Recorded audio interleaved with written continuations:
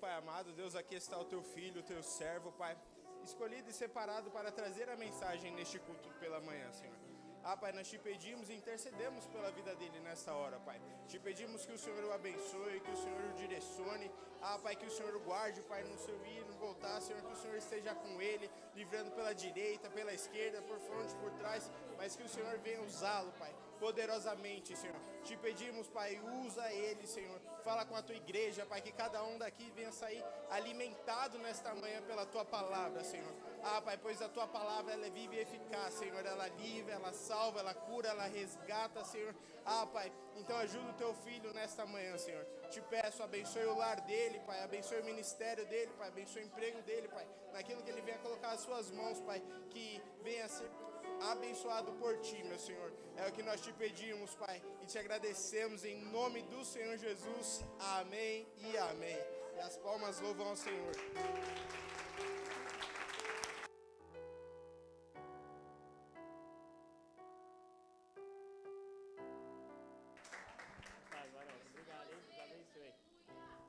Glória. Som, ei, som. Pai, Senhor, igreja.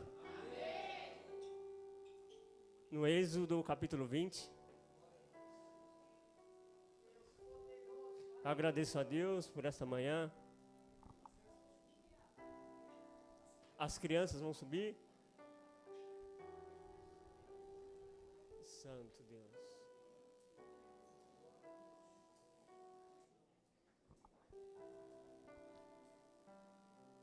Eu louvo a Deus pela vida dos nossos pastores, louvo a Deus pela minha família, por cada família aqui nesta manhã. Amém? Creio que Deus tem uma mensagem para os nossos corações.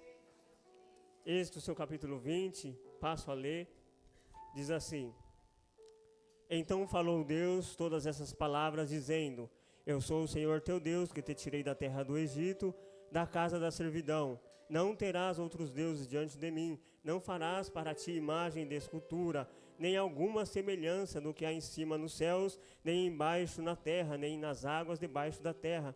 Não te curvarás a elas, nem as servirás, porque eu, o Senhor teu Deus, sou Deus zeloso, que visito a maldade dos pais nos filhos, até a terceira e quarta geração daqueles que me aborrecem, e faço misericórdia em milhares aos que me amam e guardam os meus mandamentos. Não tomarás o nome do Senhor teu Deus em vão, porque o Senhor não terá por inocente o que toma o seu nome em vão. Lembra-te do dia do sábado para o santificar. 6 dias trabalharás e farás toda a tua obra, mas o 7º dia é o sábado do Senhor teu Deus. Não farás nenhuma obra, nem tu, nem teu filho, nem tua filha, nem teu servo, nem a tua serva, nem teu animal, nem teu estrangeiro que está dentro das tuas portas, porque em 6 dias fez o Senhor os céus e a terra e o mar e tudo que neles há, e ao 7º dia descansou. Porquanto abençoou o Senhor o dia do sábado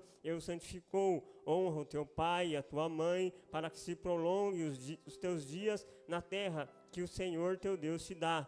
Não matarás, não adulterarás, não furtarás, não dirás falsos testemunhos contra o teu próximo, não cobiçarás a casa do teu próximo, não cobiçarás a mulher do teu próximo, nem o seu servo, nem a sua serva, nem o seu boi, nem o seu ajuntamento, nem coisa alguma do teu próximo. E todo o povo viu os trovões e os relâmpagos e o sonido da buzina, e o monte fumegava.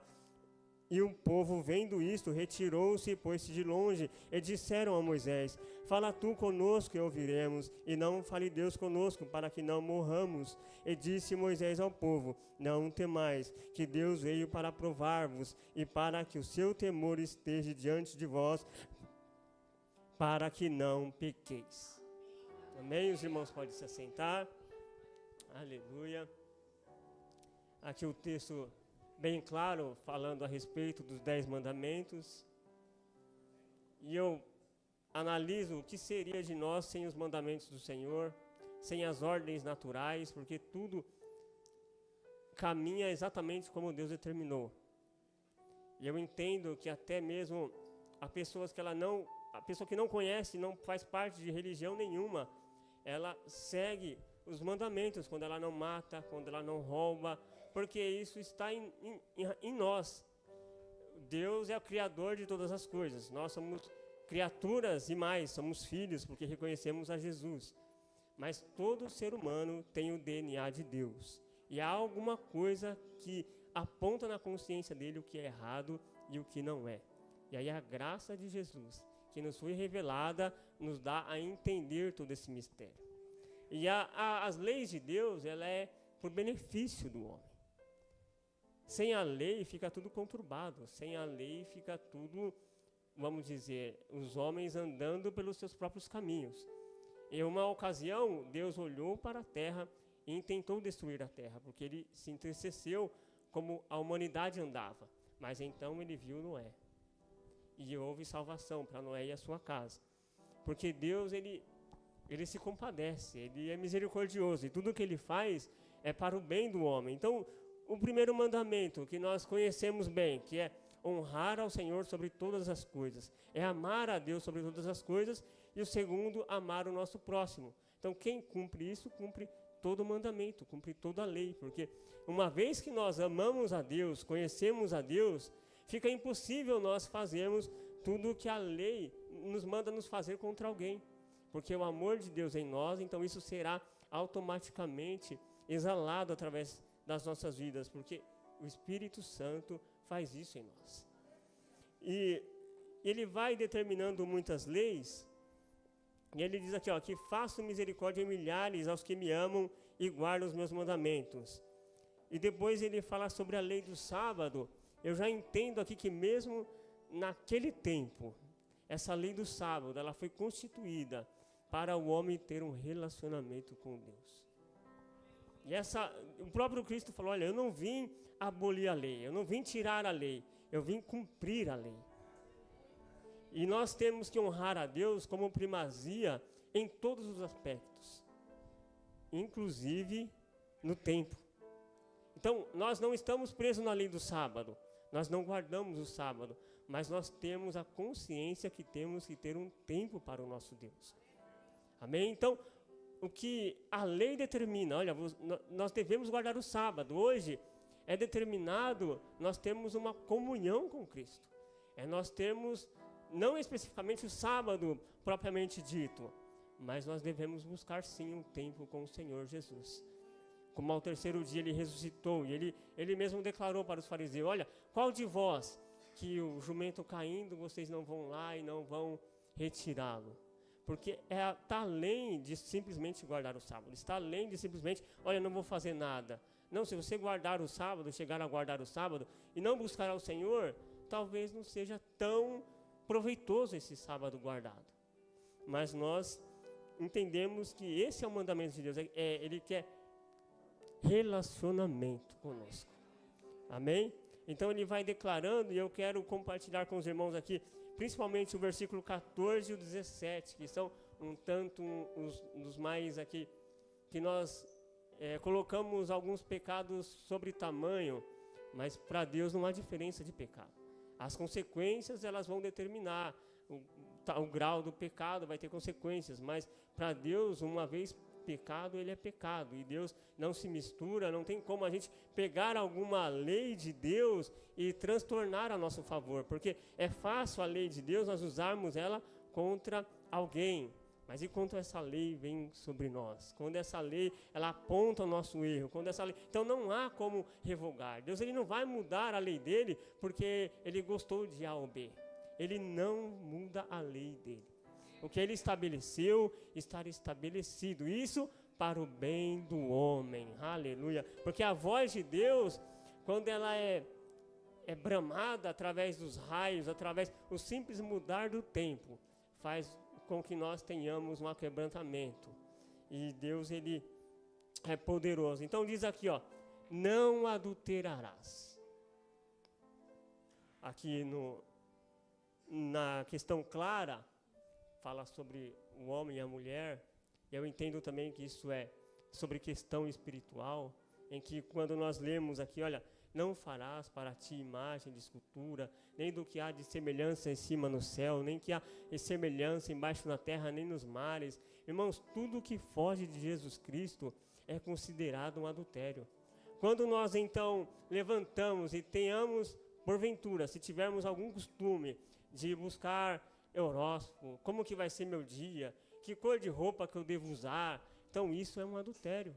Não é propriamente só a questão do matrimônio, porque o próprio Deus compara Israel pior do que uma prostituta, porque eles então pagavam as nações para entrar sobre eles.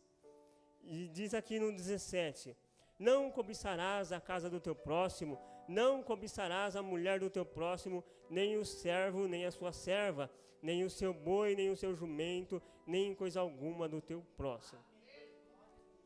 Eu entendo, igreja, nesse versículo, que há situações em nós que o adversário, ele joga algum dardo sobre nós, e esse dardo, ele tem que, para nós se vermos livre dele, nós temos que buscar ao Senhor. Porque todos nós temos as nossas características.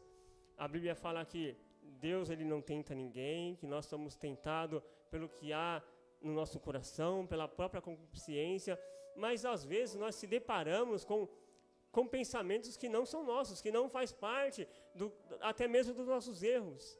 E é necessário buscar. Certa vez eu orei por 2 dias e 2 noites para Deus tirar um sentimento de mim.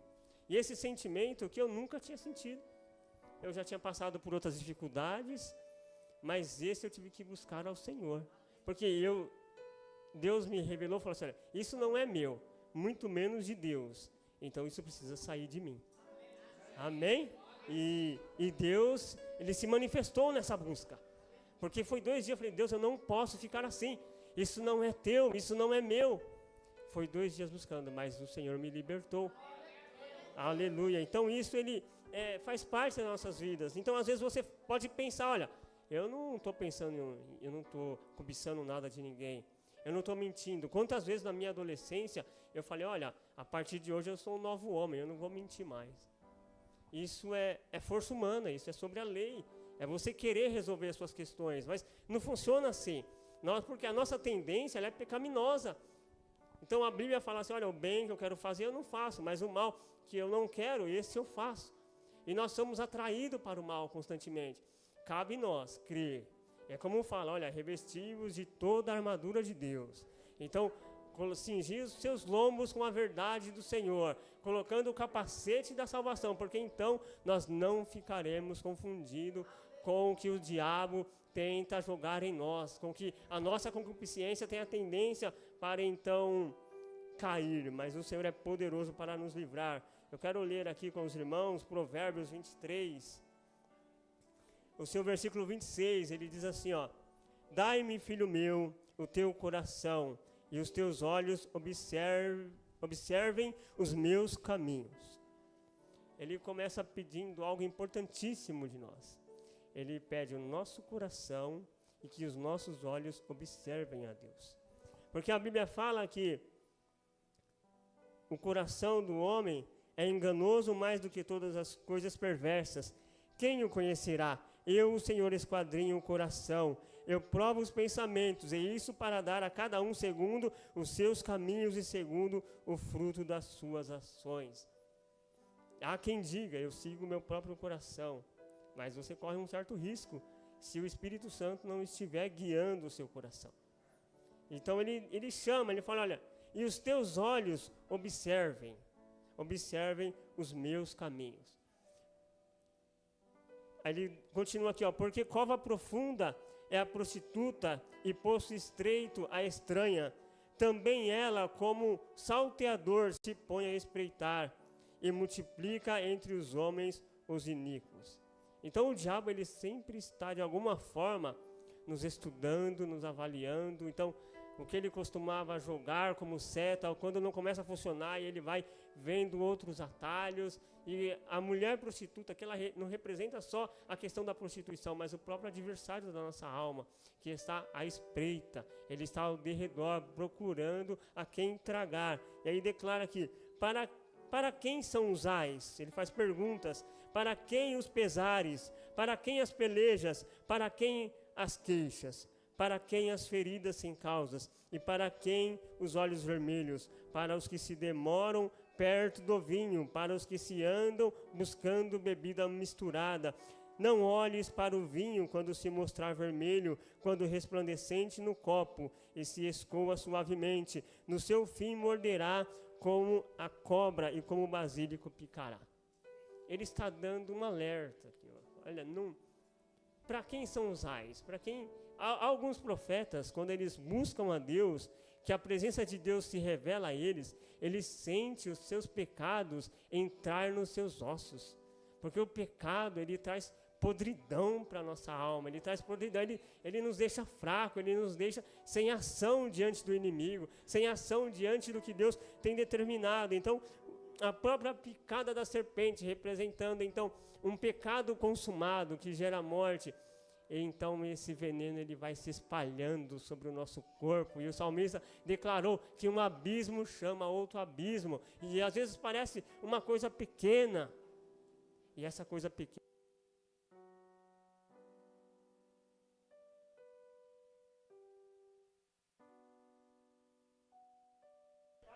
vai cauterizar a nossa mente. O pecado ele vai tirar a nossa visão celestial, a visão que o Espírito Santo colocou em nós. E o pecado, ele representa a morte sobre nós. Então, Cristo, ele declara, olha, para nós termos o coração igual ao de Jesus, a palavra declara, para nós termos a mente de Cristo, para nós não nos embaraçarmos. Então, quando se olha um copo resplandecente, ele pode representar tudo o que nos atrai. Às vezes, o meu caso não pode ser a bebida, mas esse copo resplandecente pode ser o que se mostra bonito às minhas vistas. Então, como foi declarado aqui, olha, e os teus olhos observem. Obrigado, Vasco. Os teus olhos observem os meus caminhos. Então, estar na questão do olhar também. Nós devemos ter muito cuidado com o nosso olhar, porque do olhar pode entrar a cobiça, e a cobiça então pode se transformar em algo terrível para as nossas vidas. Aleluia. E aí eu quero ler também Tiago, que ele vai dizer algo muito importante para nós. Tiago, seu capítulo 1, ele diz assim, no 12: Bem-aventurado o varão que sofre tentação, porque quando for provado, receberá a coroa da vida, a qual o Senhor tem prometido aos que amam. Bem-aventurados que sofrem tentação. Então ele fala assim, olha, você vai ser feliz se você sofrer a tentação. E Deus, ele fala que não permite algo que nós não podemos suportar, ou algo que nós não podemos vencer. Então ele está falando que essa bem-aventurança, ela entra o quê? É assim, ó, eu me responsabilizo por você. É eu que faço por você, eu que faço você vencer o pecado. Então, se você então sofrer a tentação e for aprovado, você receberá a coroa da vida eterna. Aleluia. Porque ninguém sendo tentado, diga de Deus sou tentado, porque Deus não pode ser tentado pelo mal e a ninguém tenta, mas cada um é tentado quando atraído e engodado pela sua própria concupiscência. É o 15. Depois, havendo a concupiscência concebido, dá luz ao pecado, e o pecado, sendo consumado, gera morte. E aí ele deixa aqui uma mensagem no 16, importantíssima. Ele diz assim, ó, não erreis, meus irmãos. Não erreis, meus irmãos. Quando eu li esse versículo, eu senti um tom de amor nesse versículo. Porque ele vem falando sobre as consequências do pecado, e ele então, meus irmãos, não erreis. Para que se cumpra, para que você receba essa coroa. Porque, então, tudo vai passar, essas tentações, elas vão passar, elas querem nos derrubar. Mas então a palavra declara aqui, tudo eu posso naquele que me fortalece. Aleluia.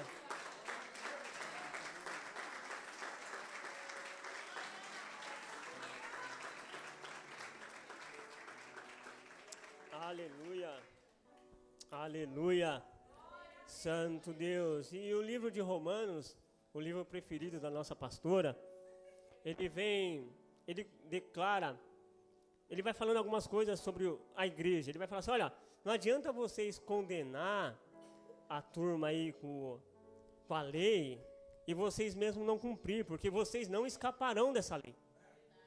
E aí o 7, ele começa falando assim, olha, Não sabeis vós, irmãos, pois que falo aos que sabem a lei. Ele já começa mostrando, olha, vocês sabem a lei, e agora eu vou falar algumas coisas para vocês. E aí ele continua aqui, eu vou ler a partir do verso 4.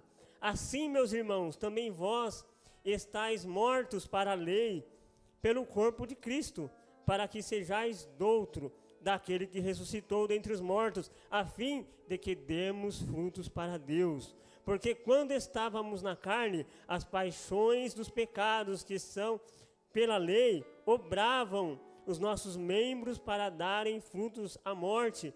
Mas agora estamos livres da lei, pois morremos para aquilo que estávamos retido, para que sirvamos em novidade de espírito e não na velhice da letra.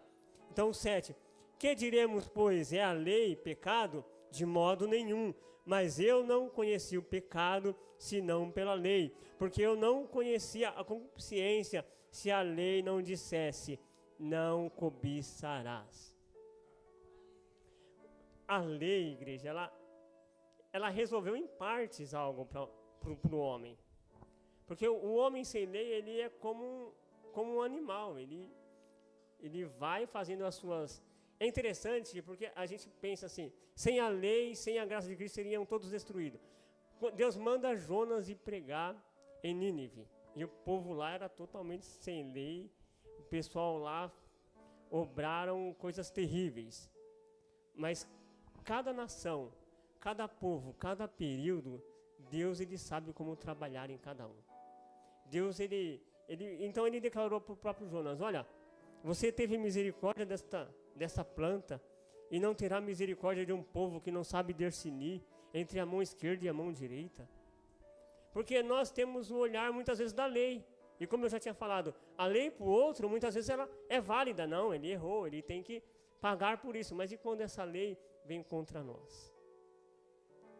Porque é a mesma medida. Então, o próprio Paulo, ele testifica aos Coríntios, ele vai dar uma orientação para a igreja. Ele fala assim, ele vai falar sobre a questão do perdão, porque tinha um homem lá que tinha cometido algumas questões lá. Ele fala assim, olha, vós deveis perdoar o irmão aí, para que não seja entregue a Satanás, como eu também vos perdoei. Aí ele coloca lá uma ênfase, se é que tenho perdoado. Mas e depois ele fala assim, olha, na presença de Jesus Cristo eu vos perdoei. Aleluia. Porque, igreja, tem situações em nós que não é por nós, não é na nossa força, é nós recorrermos a Jesus Cristo. E o que nós não conseguimos fazer, o Espírito Santo vai nos motivar a fazer no que é a lei, porque a lei de Cristo, ela vivifica o homem, a lei de Deus, ela restaura o homem, e Deus, ele tem prazer em fazer restauração. Porque então ele declarou, profeta, o que você vê aí? Eu vejo um vale de ossos secos. Esse vale de ossos secos era Israel, a situação que Israel estava. Então a palavra do Senhor, e ainda que as nações queriam destruir Israel, estão querendo até hoje destruir, mas é o que o Senhor determina, porque então ele declara, olha, profetiza. Então nós sempre temos que recorrer à palavra de Deus, ao que Deus determina, ao que Deus está determinando nesta manhã, porque se ele está nos apontando que nós então precisamos dar o nosso coração, olhar para ele, é isso que nós devemos fazer para que nós vivamos. Não podemos ter a palavra, os 10 mandamentos, como então o povo que ficou com medo, correu da presença de Deus, mas então isso é para que nós tenhamos temor diante de Deus, para que nós possamos ter vida em Jesus Cristo. É para isso. Então a lei, ela apresenta o nosso erro. Todos nós sabemos que nós não podemos furtar, que nós não sabemos roubar, através da lei, mas até se o homem não saber, ele sabe que ele não pode pegar o que não é dele.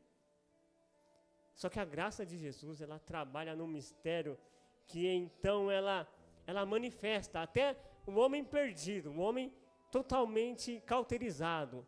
De alguma forma a graça de Jesus se manifesta. E essas cadeias, elas são quebradas. Quantas cadeias já não foram quebradas na minha vida? E eu então meio que atribulado, e aí o Espírito Santo fala uma palavra. E aí você volta para Ele. Aí você, Senhor, é de Ti que eu preciso da Sua presença, porque a presença de Deus, ela traz vida, a presença de Deus, ela não traz pesar. Quando Deus, Ele mostra, quando Deus, então, Ele examina o homem, e algumas vezes Ele expõe o homem, é para que o homem tenha vida, porque quando Deus faz isso, o homem fala, eu estou numa situação feia, mas Senhor, para onde eu irei? Se só Tu tens as palavras de vida eterna para nós, aleluia.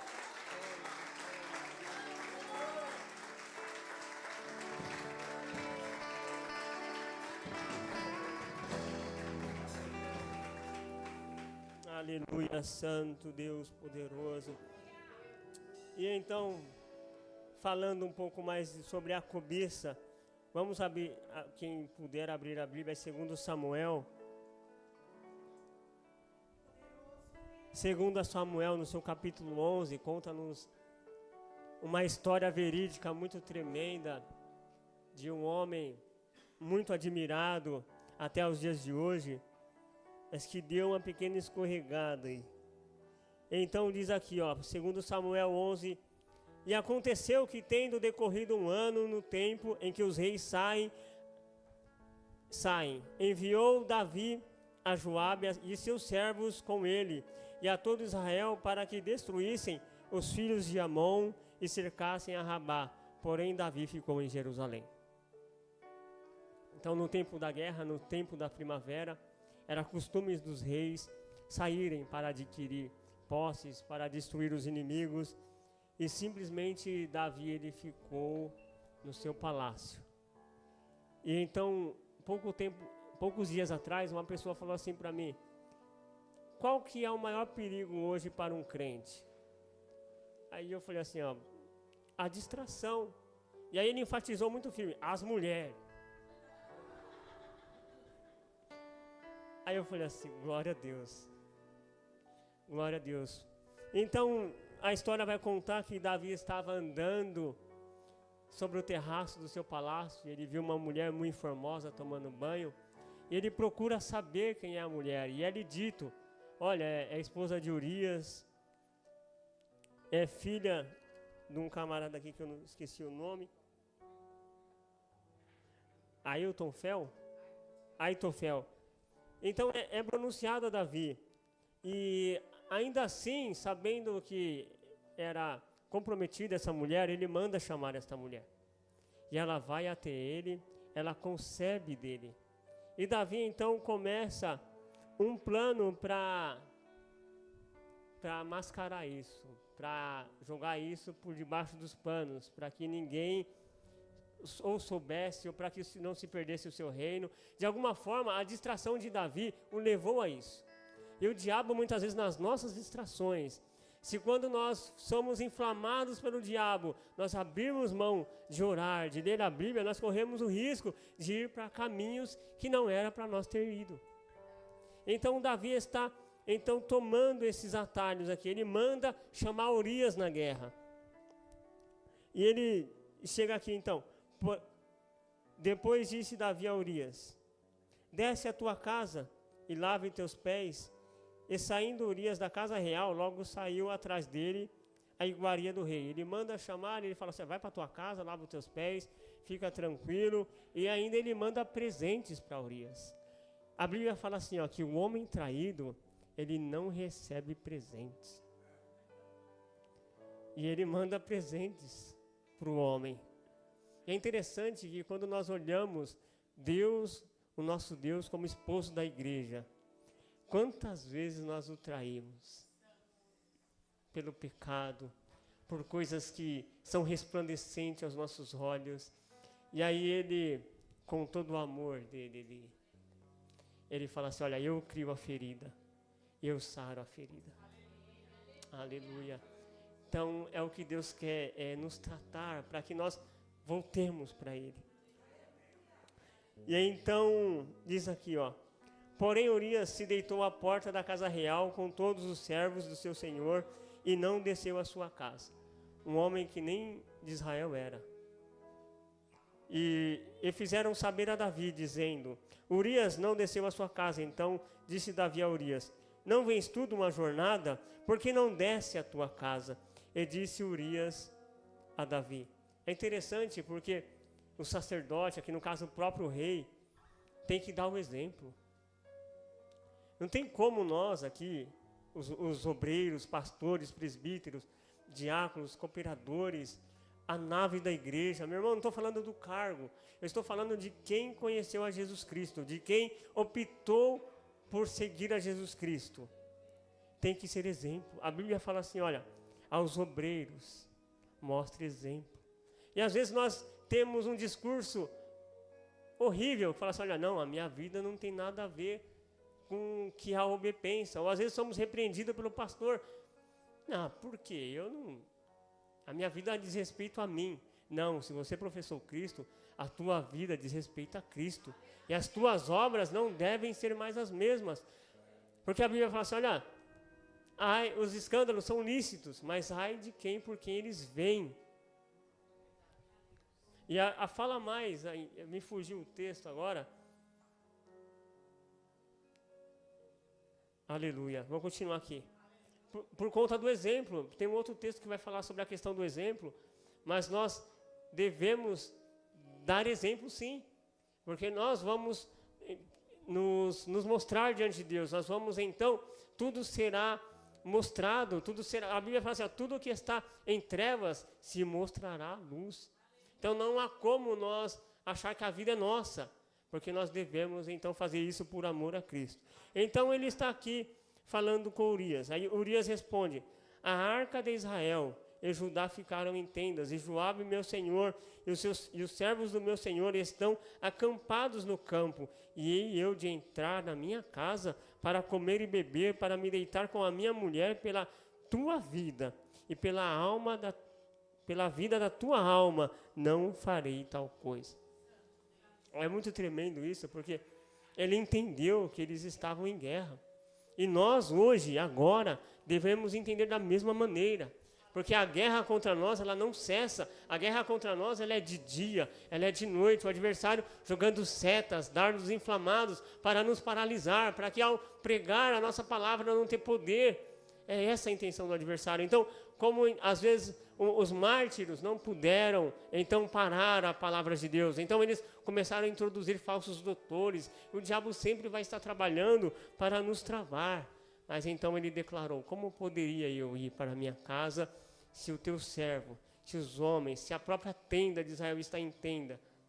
Como poderei? Então, como que nós hoje vamos descansar? Como que nós não vamos então abrir o nosso tempo de santificação ao Senhor? Como que então vamos então viver para nossas próprias vidas? Porque então quando a Bíblia fala assim, olha, tudo contribui para o bem daqueles que amam a Deus. E aí a Bíblia fala assim, olha, eu amo os que me amam, e os que de madrugada me buscam, me acharão. É tremendo a palavra de Deus, mas fica uma pergunta: o quanto que eu tenho amado a Deus? O quanto que eu tenho amado o propósito de Deus? Porque todos nós temos um dom. Outros têm 2, outros já vêm com 5, e outros granjeiam mais 5, mas todos nós temos um. Então não devemos, eu não sei. Os irmãos não sabem o quanto que eu estava nervoso para estar aqui. Mas como que eu poderei parar de anunciar?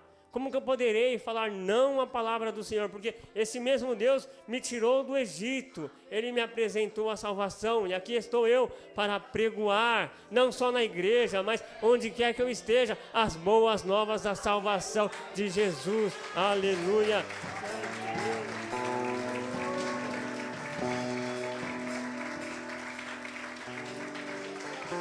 Aleluia. Santo Deus, eu te louvo. Porque não é por mérito humano, não é a força do varão, é o poder de Deus.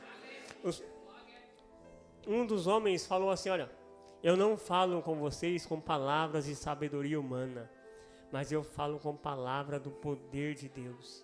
Aleluia. Então, nós somos limitados, mas a graça de Jesus, o Espírito Santo não é. Então ele declara isso a Davi. E Davi então fala, tá difícil eu me livrar desse homem aqui. E ele manda ele mais uma vez, ele fala, vai para a tua casa. Depois então ele embebeda o homem, enche ele de vinho, chama para comer à sua mesa, mostrando, olha, você é importante, come aqui comigo. O homem que fez o que fez com ele. E ele bebe e mais uma vez ele se deita na porta com os servos. Ele não vai para a casa dele. Ele não vai porque ele entende, é tão espiritual isso aqui, ó, porque ele fala assim, ó, pela tua vida e pela vida da tua alma. Só o Espírito Santo poderia revelar que haveria uma continuação, porque a matéria cessa, mas a alma não. As almas, Deus fala assim nos Salmos, todas as almas são minhas. Deus falou isso.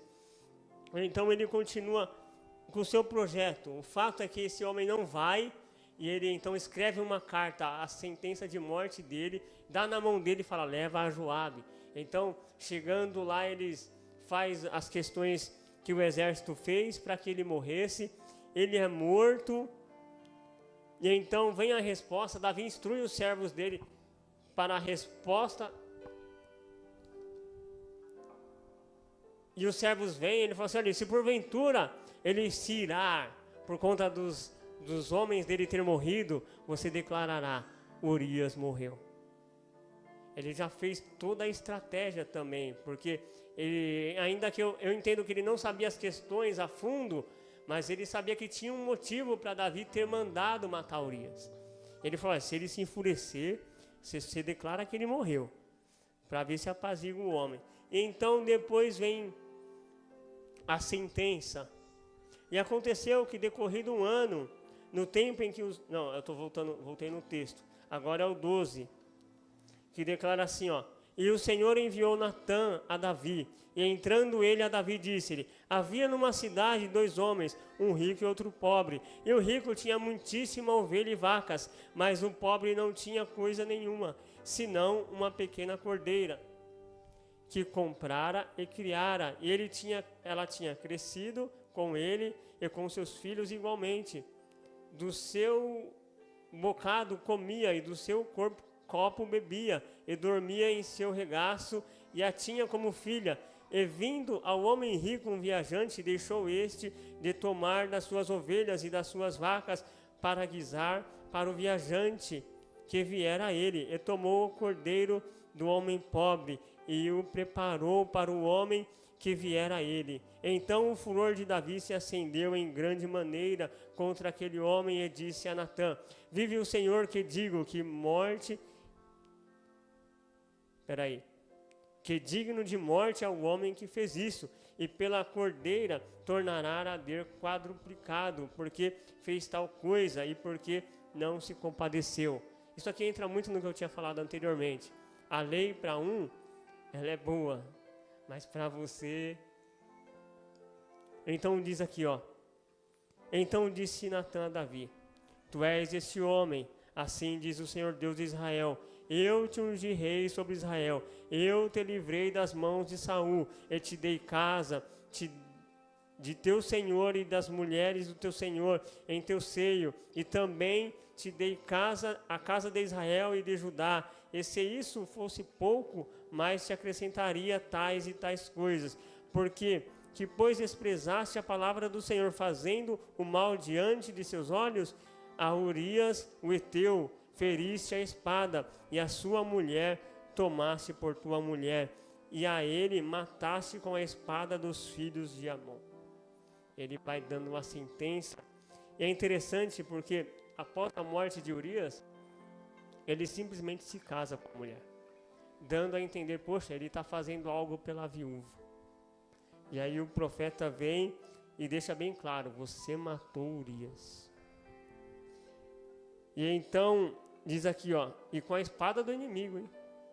Agora, pois, que se apartará... Perdão, vou voltar. Agora, pois, não se apartará a espada jamais da tua casa, porquanto me desprezaste, e tomaste a mulher de Urias o heteu, para que te seja por mulher. O 11, assim diz o Senhor, eis que suscitarei da tua mesa casa o mal sobre ti, e tomarei tuas mulheres perante os olhos, e darei ao teu próximo, e o qual se deitará com as tuas mulheres perante este sol, porque tu fizeste em oculto, mas eu farei este negócio perante todo Israel e perante o sol. Deus está expondo Davi. Assim, você fez isso em oculto, você planejou, mas isso eu mostrarei a todo Israel. E aqui a minha tradução falou, diante do sol, durante o dia.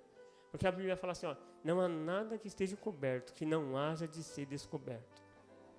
Tudo está nu e transparente aos olhos do Senhor. Tem um versículo que fala assim, ó, as profundas trevas não estão escondidas dos olhos do Senhor. Quanto mais os corações dos homens. Então nós estamos diante de Deus. E aí a Bíblia fala assim, olha, que, meu Deus, Senhor Jesus. Foi isso o meu versículo. Que quem cava uma cova, nela cairá. E aí o rei Assuero estava lá e falou assim, olha, fala aí da questão aí de uma forca aí. E aí ele falou assim, Naamã fez uma forca grande em frente à sua casa de 15 côvados. E aí o rei falou assim, olha, enforca-o nela. É forte, igreja. Porque se trama nas escuras, se tramas escondidas, ninguém está me vendo, mas o Senhor está vendo. Se você sofreu alguma injustiça, o Senhor está vendo. Se a morte do próprio Urias, que injustiça, né? Aos nossos olhos. E aí então quando me veio agora, o Espírito Santo falou para mim, quando o sangue de Abel estava sobre a terra, o Senhor ouviu o sangue de Abel. O sangue de Abel clamava por justiça. E nada fica impune. Como eu disse anteriormente, Deus não vai mudar a lei dele para A ou B, ele não muda. Amém? Nós somos agraciados por estar ouvindo essa graça maravilhosa. E então ele declara no 13. Então disse Davi a Natã, pequei contra o Senhor. E disse Natã a Davi, também o Senhor transpassará o teu pecado e não morrerás. Quando eu olho para essa questão de arrependimento, eu entendo assim de uma forma simples de falar que tem 3 passos para o arrependimento. O número 1 é a confissão. O segundo é o para se alcançar o perdão. 3 passos. Número 1, confissão, arrependimento e voltar para o caminho. Eu vi uma pregação que o irmão fez uma comparação de Pedro e de Judas. Porque Judas, ele viu que pecou, ele viu que traiu o sangue inocente, ele devolveu o dinheiro, mas ele não voltou para o caminho. E ainda mais, a Bíblia fala assim, ó, que o Filho do Homem seria entregue, e ai de quem por quem o Filho do Homem fosse entregue. E aí, no caso de Pedro, então ele nega Jesus, ele se arrepende e volta para o caminho. Talvez há questões que me comprometam. Eu creio que quando nós nos examinamos a nós mesmos, puxa, eu estou assim, eu estou dessa maneira, talvez eu não seja merecedor, mas o interessante é nós voltarmos para o caminho, para que nós possamos ser perdoados por Jesus, para que seja cobrido o nosso pecado pelo sangue de Jesus. Aleluia. Então, para nós caminharmos para a conclusão, o Salmos 32. Então ele confessou, ele falou assim, olha, eu pequei contra o Senhor. Ele não tentou ali argumentar ou se justificar, porque Deus, ele sabe como falar com o homem. Talvez se ele chegasse de uma outra maneira, não seria receptível a mensagem, mas Deus falou exatamente o que ele precisava ouvir. E Deus, quando ele nos corrige, ele fala exatamente o que nós precisamos ouvir, para nós termos vida nele. Salmos 32, diz assim, olha, bem-aventurado aquele cuja transgressão é perdoada e cujo pecado é coberto. Bem-aventurado o homem a quem o Senhor não imputa maldade e cujo espírito não há engano. Enquanto eu me calei, envelheceram os meus ossos pelo meu bramido em todo dia. O pecado, ele nos frustra. O pecado, ele entra como um veneno ele vai entrando em nossos ossos, as nossas ações, elas vão mudando, e nós vamos entrando, muitas vezes, em um poço de lama em que é impossível nós entendermos a dimensão espiritual, muitas vezes, dessas questões, porque o adversário, ele vai aprisionando a alma, ele vai tendo acesso à alma, ao ponto de pessoas serem tomadas as suas mentes e serem possuídas pelo mal, pelo estado do pecado, pelo estado das ações, pelo estado dos caminhos errôneos. Então ele declarou aqui, olha, envelheceram os meus ossos. Aí o 4 diz assim, ó, porque de dia e de noite a tua mão pesava sobre mim, a lei de Deus. Então Cristo falou assim, olha, é melhor eu ir, porque então eu enviarei o meu Espírito. É muito melhor para vocês, porque esse Espírito vos convencerá de todo pecado. Esse Espírito, eles te encaminharão para o caminho da verdade, para o caminho da justiça. Por isso que ele declara, então, a mão de Deus pesou sobre mim, a nossa consciência pesa, e nós sabemos. Então, o interessante de quando pesar a consciência é voltar para o caminho. Senhor, me ajuda, eu não posso, mas eu quero buscar em Ti redenção, eu quero buscar em Ti força. Então a Bíblia fala, olha, diga ao fraco, eu sou forte. E muitas vezes estamos fracos, sem esperança, porque a esperança, ela não traz confusão. Então declara aqui, o meu humor se tornou em sequidão de estio. Confessei-te o meu pecado, e a minha maldade não encobri, dizia eu. Confessarei ao Senhor as minhas transgressões, e tu perdoaste a maldade do meu pecado. Ao poder da confissão, ao poder de você confessar e se expor diante de Deus. Fala, Senhor, a minha situação é essa, a minha situação é A, a minha situação é B.